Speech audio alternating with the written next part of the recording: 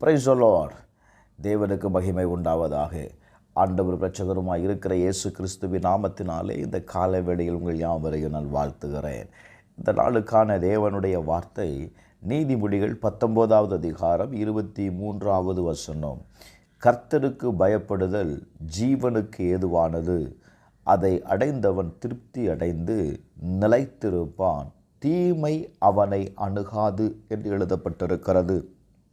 எனக்கு அன்பானவர்களே, கர்த்தருக்கு பயப்படுதல்.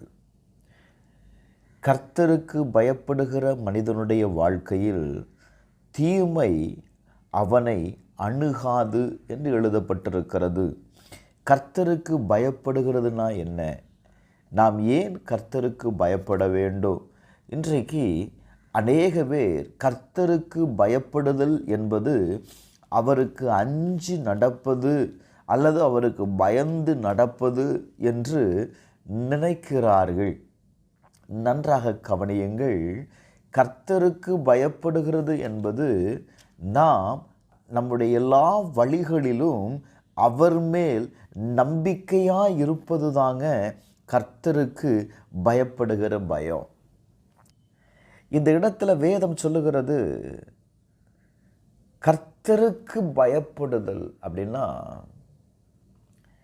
நீங்கள் எல்லாவற்றிலையும் தேவன் மேலே நீங்கள் நம்பிக்கை உள்ளவர்களாக இருக்கணும். தேவனுக்கு முன்பாக உங்களை தாழ்த்துவது தாங்க கர்த்தருக்கு பயப்படுகிற பயம். நான் ஏன் கர்த்தருக்கு பயந்து நடக்கணும்?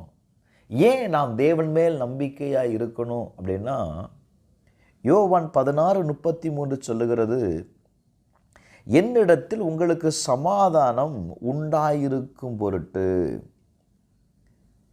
இவைகளை உங்களுக்கு சொல்லுகிறேன். உலகத்தில் உங்களுக்கு உபத்திரவம் உண்டு, ஆனாலும் திடன் கொள்ளுங்கள், நான் உலகத்தை ஜெயித்திருக்கிறேன். நம்முடைய வாழ்க்கையில் படுகிற உபத்திரவங்கள், போராட்டங்கள் ஒவ்வொரு நாளும் நம்முடைய வாழ்க்கையில் நம்மளோடு கூட ட்ராவல் பண்ணக்கூடியதாக இருக்கிறது. ஆண்டவர் சொல்லுகிறார், நான் இந்த உலகத்தை ஜெயித்திருக்கிறேன், இந்த போராட்டத்தை ஜெயித்திருக்கிறேன், இந்த பாடுகளை நான் ஜெயித்திருக்கிறேன். நீ என்னை நம்பும் பொழுது நான் என்ன செய்வேன்?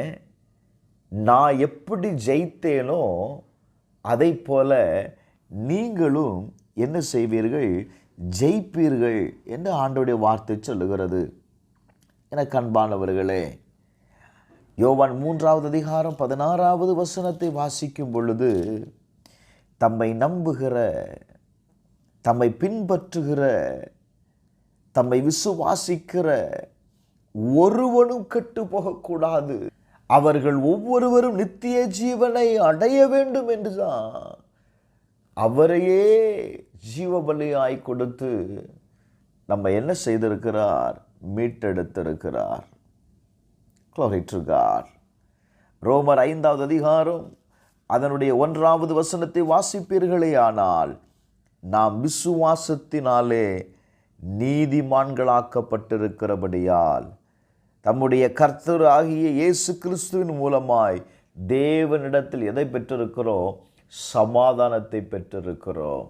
வசனம் சொல்லுகிறது, என்னிடத்தில் உங்களுக்கு சமாதானம் உண்டாயிருக்கும் பொருட்டு என்னை விசுவாசிக்கிறவன் கெட்டு போயிடக்கூடாது. என்னை விசுவாசிக்கிறவன் என்னிடத்திலிருந்து எதை பெற்றுக்கொள்ளுகிறான்? சமாதானத்தை பெற்றுக்கொள்ளுகிறான். அப்போ நீங்கள் தேவனை நம்பும் பொழுது தேவனிடத்திலிருந்து எதை பெற்றுக்கொள்ளுகிறீர்கள்?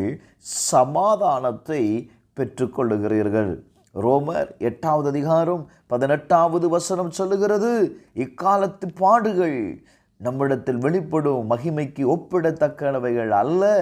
ரோமர் 8வது அதிகாரம் 31வது வசனத்தை வாசிக்கும் போது, தேவன் நம்முடைய பட்சத்தில் இருந்தால் நமக்கு விரோதமாய் இருப்பவன் யார்? எனக்கு அன்பானவர்களே, உங்களுடைய வாழ்க்கையில் கர்த்தரை நம்புங்க. கர்த்தருக்கு பயந்து அவர் வழிகளில் நீங்கள் நடப்பீங்க அப்படின்னா தீமை உங்களை அணுகாது. நான் இப்படி சொல்லி முடிக்கிறேன். உங்களுடைய வாழ்க்கையில் எல்லா பகுதியிலையும் கர்த்தரை நம்புங்க. தீமை உங்கள் வாழ்க்கையில் அணுகாது. ஜெபிப்போமா. எங்கள் பரலோக பிதாவே, இயேசுவின் நாமத்தினால ஆண்டவரே, எல்லா சூழ்நிலையிலும் உம்மை மாத்திரம் நம்பக்கூடிய ஆண்டவரே கிருபைகளை இந்த கால வேளையில் எங்களுக்கு தாரும். எந்த தீமையும் அணுகாதபடி பாதுகாத்து கொள்ளும். என்னோடு கூட ஜெபிக்கிற ஒவ்வொருக்காக ஜெபிக்கிறேன். கர்த்தர் அவர்களை ஆசீர்வதியும். நன்மை உண்டாகட்டும். இயேசுவின் நாமத்தில் ஜெபிக்கிறேன் பிதாவே, ஆமென்.